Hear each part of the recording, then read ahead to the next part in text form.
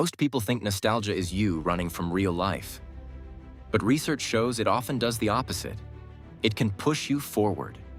When you replay a good old memory, your brain isn't just watching the past. It's rebuilding meaning, self-worth, and social closeness. Stuff you need to handle change. Which brings us to the part nobody talks about. Nostalgia can actually raise optimism and motivation to chase goals. So if you've been calling it escapism, you might be misreading a survival tool. Have you ever noticed that the second you say, "I miss how it was," people hear, "I hate my life now"? Like you just insulted the present. Like you're ungrateful. Like you're about to pull out a yearbook and never come back. Think about it. You're wiping down the counter, same old sponge, same old plate, and then a song comes on that you haven't heard in years. Your shoulders drop, your face changes, your whole body goes soft for half a second. And right after that, it hits. That tiny flash of shame. Like you just got caught. Like you were daydreaming in class and the teacher said your name. That shame isn't random. It comes from the way people rank each other without even meaning to. Psychologists call this social comparison theory. It's the habit of judging yourself and other people by progress. New job, new city, new goals, new glow up. So if you light up when you talk about an old summer or a game you used to play, it gets read as the wrong kind of attachment. People label it fast, lazy, in denial. That peaked in high school vibe. Not because they know your story, but because the culture rewards chasing what's next, not keeping what mattered. But here's the thing. Most nostalgia doesn't show up when you're bored. It shows up when life moves. When you pack boxes and your place echoes. When you break up and the weekends go quiet. When you start a new job and suddenly you're the new person again. When you become a parent and your time isn't yours. When you turn 30, then 50, and your body or your circle doesn't feel the same. Change messes with your executive function. That's your brain's planning and control system. Too much new stuff at once, and it starts spending energy just to keep you steady. So your mind goes looking for something stable. Not exciting. Stable. A version of you that makes sense. Even the word nostalgia carries that old bias. It used to mean a kind of homesick pain. The roots are basically return and pain. For a long time, it was treated like a problem to fix. Like you had an illness called missing home, and the cure was to stop thinking about it. Now the research flips that whole frame. Psychologists call this an adaptive emotion. That just means it helps you function. It's your mind pulling up proof. I've been okay before. I've had people. I've made it through a hard season and still laughed again. And it doesn't always look deep. Sometimes it's you on a rough week, eating cereal for dinner, and you put on a show you've seen 10 times. Same lines, same music, same ending you already know. That isn't you quitting. That's your nervous system asking for a clean room, a known world, 20 minutes where nothing surprises you and your body can downshift. Your brain isn't trying to hide from life. It's trying to stop the stress from stacking. Research shows nostalgia often kicks in after lonely or low moments. Sadness, meaninglessness, that blank, "what am I doing" feeling. And then your mind reaches for what some psychologists call a redemption sequence.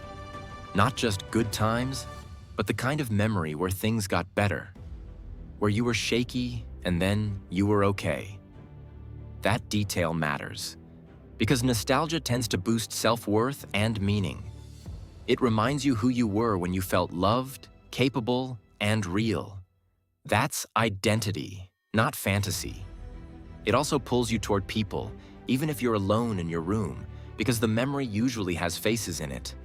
Friends, family, a teammate, a coworker who got you through it. So why do people assume loving the past means you're running away? Because the myth is escape. The reality is regulation. Research shows nostalgia can help you cope with stress by lifting mood, restoring meaning, and bringing back that sense of social closeness. But here's the thing.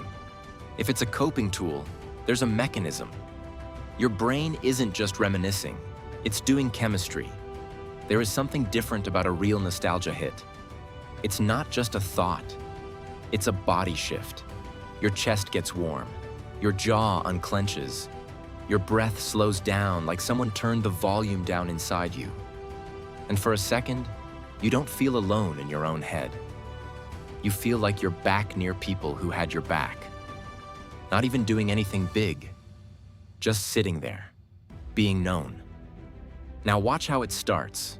You pull on an old jacket and it still has that detergent smell from a place you don't live anymore. You hear the startup sound from a game and your thumbs almost move on their own. You drive past an old street at dusk, the same yellow streetlights, the same long shadows, and your brain snaps to attention. Those cues don't ask for permission. They slide past logic. They skip the part of you that likes to stay grown up. They go straight to the storage room. From the outside, it can look like you spaced out, like you lost focus for no reason, like you drifted because you can't stay present. But here's the thing. Your brain treats that cue like a handle, something you can grab fast when the day feels slippery. It's a quick way to pull up an older version of you that still felt solid. The you who knew where you fit. The you who didn't overthink every little thing. Let's break down what's going on. Simple. The hippocampus is the part that helps you pull the scene back up. It's like your brain's filing system for episodes. Where you were. Who was there? What the room looked like. Then the amygdala steps in. That's the emotion tagger. It stamps the memory with feeling so it doesn't come back flat. That's why it can feel vivid, like it's happening again, even if you know it's not. And then, the reward system starts to glow. You don't need the full map of the brain for this. Just know it's the same network tied to drive, to moving toward things, to that, okay, I can do this push. This wasn't you hiding. It was your brain giving you a dopamine-style lift so you can keep going. Not a party in your head, just a small spark. Enough to stand up, answer the text, wash the dish, make the call. Think about what that actually means. Nostalgia isn't only about time, it's about safety. Your nervous system recognizes a pattern that used to end well, so it loosens its grip for a moment. And there's a social layer too. A lot of nostalgia is soaked in people, even when the trigger is an object, a song, a smell, a weird little ringtone. That's because memory isn't just images, it's bonding. Your brain is built for connection. It runs on cues of belonging. So nostalgia leans on the same chemistry that helps you trust, attach, and calm down around others, like oxytocin pathways.